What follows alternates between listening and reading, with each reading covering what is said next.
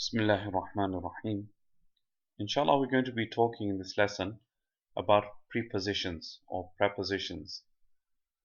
What are prepositions? Basically, they are some words and letters that if they occur before a noun, they give that noun a kasra. So, for example, fi is a preposition. And after that, if you get the word baytin, bayt, you would give it a kasra, it would become baytin, fi baytin.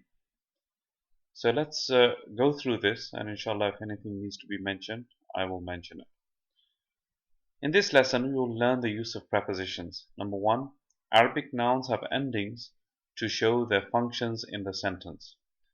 The normal ending of a noun is u, as in al-baytu jadidun, al-baytu jadidun, the house is new.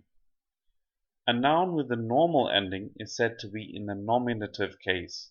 In Arabic, it is called marfu'. So basically, these two words, both of them, are marfu' because they are in the nominative case. After a preposition, this ending changes to e. For example, al-baytu is a normal word. And now, if you put fi in front of it, it becomes fil bayti. Fil bayti gives it a kasra. Baytun fi baytin. Fi baytin. Al-maktabu ala al-maktabi. Fi means in, ala means on. So on the table, on the desk. A noun preceded by a preposition is said to be in genitive case. In Arabic, majroor. So nominative was the one which had a dhamma on it, and genitive or majroor in Arabic is the one that has a kasra on it. Moving on,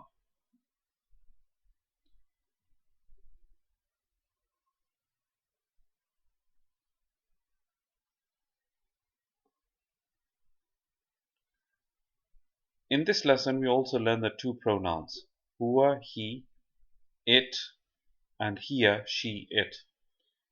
Now what is a pronoun? Pronoun, the definition of pronoun is something that takes a noun, the place of a noun. In Arabic, all nouns are either masculine or feminine. And some languages, they don't have that concept of feminine objects or masculine objects. Okay? In certain languages you do. For example, in Urdu, there's a difference between certain feminine objects and masculine objects. The same as in French. Some things are masculine, some things are feminine. So in Arabic also you have this concept of masculine and feminine objects. A masculine noun is referred to by the pronoun huwa, whether it denotes a human being, an animal, or a thing.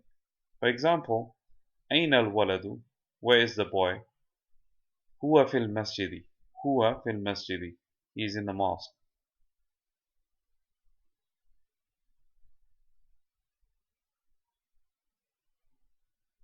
أين الكتاب? Where is the book? هو على المكتب. So this is an example of a non-living thing being described with huwa. And a feminine noun is referred to the pronoun hiya, whether it denotes a human being, an animal, or a thing. For example, أين آمنة? Where's Amina? هي في البيت. She is in the house. أين الساعة? Where is the watch? هي على السرير. It's on the bed. Most feminine nouns end with a round ta, but there are some which do not have any ending. For example, أرض, earth, شمس, sun, قدر, pot. These are feminine nouns, but they don't have a ta marbuta at the end of them. They are known as mu'annath sima'i. Sima'i means, from the word sami'a, means to hear. We heard it from the Arabs.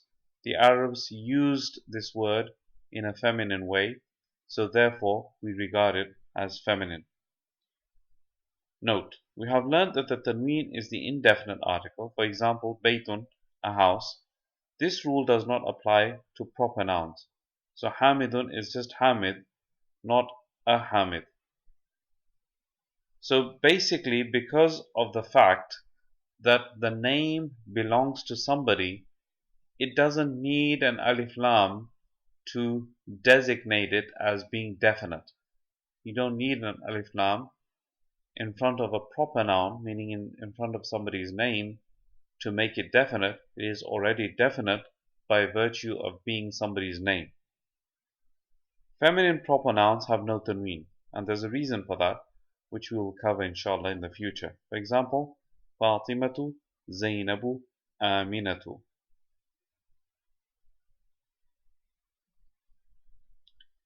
We're going to come across some vocabulary. Ala, on, Aina, where, As-sama'u, sky, Ghurfatun, room, Al-faslu, classroom, Al-hammamu, bathroom, Al-mirhadu, toilet, Al-matbakhu, kitchen, and the word fi, in. Let's move on to the actual exercise. الدرس الرابع. The fourth lesson. البيت في البيت. المسجد في المسجد. المكتب على المكتب. السرير على السرير. So here they're giving you two examples of حروف الجر, في and على. Remember that there are 17 حروف الجر in total. They're just giving you two to start you off with, but there are 17 in total, which you will learn in the future. أين محمد؟ هو في الغرفة. Where is Muhammad? He is, هو is being used here. في, in, الغرفة. He's in the room. وأين ياسر? Where's Yasir? And where's Yasir? هو في الحمام. He is in the bathroom. وأين آمنة? Where's Amina? هي في المطبخ. هي في المطبخ. She's in the kitchen. المطبخ, kitchen. أين الكتاب? Where is the book? هو على المكتب. It is on the desk. وأين الساعة? Where is the watch? هي على السرير. It is on the bed. The exercise, the first exercise, it says, أجب عن الأسئلة الآتية. Respond to the following questions. أين الكتاب? So you would respond, الكتاب على المكتب, or هو على المكتب. أين محمد? You scroll up and you see محمد في الغرفة. هو في الغرفة.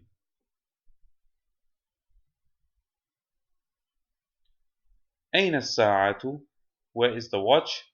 هي على السرير. أين ياسر؟ هو في الحمام. He is in the bathroom. أين آمنة? Where is آمنة? هي في المطبخ, or آمنة في المطبخ. أآمنة في الغرفة? The question is now, is آمنة in the room? لا, هي في المطبخ. No, she's in the kitchen. أياسر في المطبخ? Is Yasir in the مطبخ? Is Yasir in the kitchen? لا, هو في الحمام. No, he is in the bathroom. من في الغرفة? Who is in the room? محمد في الغرفة. ومن في الحمام? Who is in the bathroom? ياسر في الحمام. ماذا على المكتب? What is on the desk? الكتاب على المكتب. The book is on the desk. ماذا على السرير? What is on the bed? الساعة على السرير.